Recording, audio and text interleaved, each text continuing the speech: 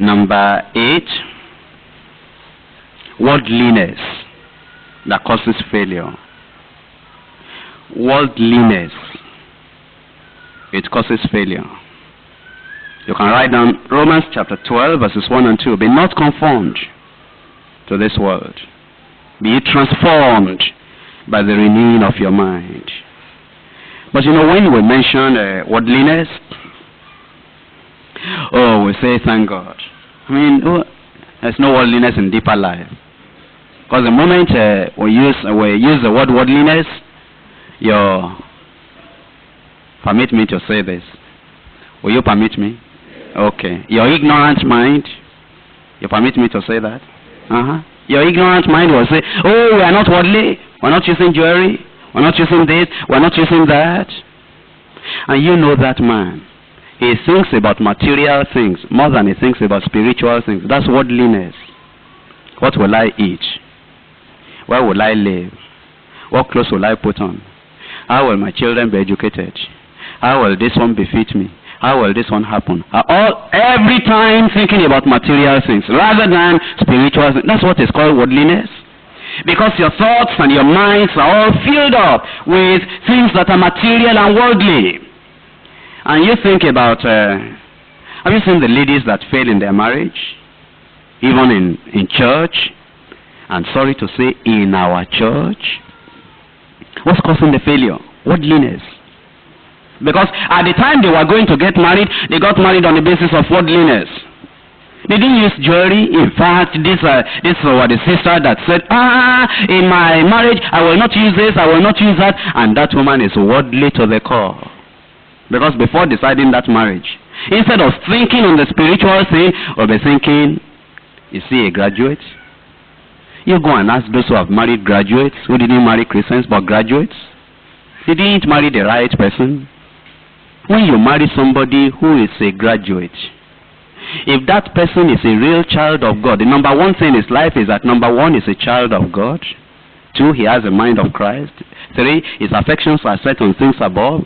4, he still wants to love the Lord till he dies. 5, in fact, the graduate thing you are talking about comes last in his life, if he's a real Christian. The people that are bringing their certificates to workers' retreat to show everybody. Brother, did I meet you before? No, we have never met. Do you know me? No, I don't know you. I'm a graduate. You don't believe? Come. Look at my certificate. I brought it to workers' retreat to show people like you will not believe. You know, those are not Christians. Worldliness. And there are ladies that they are in our church. And the leader will call them, have you been praying for this marriage? Well, I have been praying. God didn't speak to me. He will never speak to you. Because you know, that one came. Before you went to pray, you are going to indirectly ask, okay brother, you said God has convinced you. You are sure? And you can take care of a woman? Since I pray to know the will of God. Okay. Where are you working? Well, I'm working at the merchant bank. As what? Anybody can work at merchant bank. Well, I am a clerk there. Okay. In your mind, a graduate cannot be a clerk. You say, okay. You saw the state rep, you saw the pastor. Yes, I said, okay. Go and see him again. I will tell you the answer.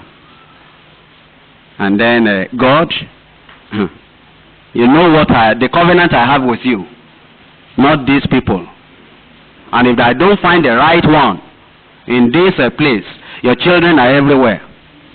Your children are there. Who doesn't know this? They are everywhere. Are they not everywhere? They are at the university too. You know? They are at the bank. They are the director's desk. Those children, they are everywhere. And you know eventually, this person, when, this one has come, is a clerk, this one has come, what are you doing? I'm just a trader. And you travel about a lot? Yes. With aeroplane or with what? Well, I just travel with, there is austerity now. I travel with the ordinary. That's good for you. If this one were a graduate, he'll be traveling by aeroplane. Go and see the state leader. I will give the answer to the state leader, and then you can collect the answer from from him. Eventually, when the right person comes, and then he says, "Sister, how are you?" and he's speaking good English, we'll say, bro, which university did you go now? I went to this other one. Is that so? Okay, what have you come for? I just prayed. I knew the will of God. I've been waiting for you. You told the state leader? No, I didn't tell him. Well, whether you tell him or you don't tell him, I'm for you. You are for me. And eventually they won't go their way through, and they see the state leader, and they have known the will of God. Worldliness. They don't use jewelry. These are the people that will tell their parents, in our marriage, we're not going to use alcohol. Whether you use alcohol or not, the one you have used, is it no more than alcohol? In our marriage, you are not going to wear this one, we're not going to wear this one. You are wasting your time. Wasting your time. And those people, they come together. You go and find out those who married all these graduates. They beat one another like anything. I was telling you that I fought when I was in school. Their fighting is more than my own. They will fight. They will bring themselves to the state representatives. You know, my brother, my sister, our brothers and sisters who married and their husbands or wives, they are just, truck pushers and they are farmers. We don't settle quarrel for them as much as we settle quarrel for graduates. These people that can talk English, the more English they talk, the more counseling they need.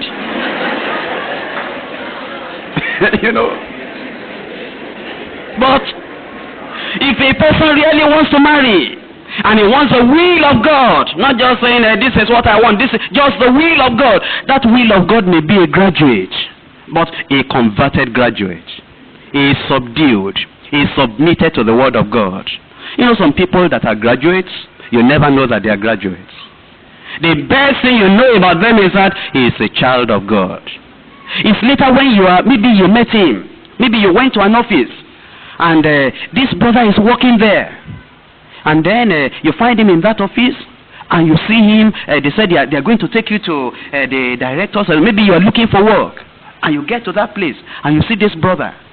And then he says, "Oh, sister, how are you?" "Oh, brother, how are you?" Very humble. That was, So these are deeper life people. Look at where this person is. And when we see him these are the people carrying benches from one location to the other when we are going to have Bible study. So this one is a graduate? No, he's a Christian, and the graduate is subordinate. If you marry that one, you are not marrying just the ordinary graduates, these graduates that we're reading about in the papers now. These ones that can burn a human being, burn a vehicle, burn house. They can burn a wife.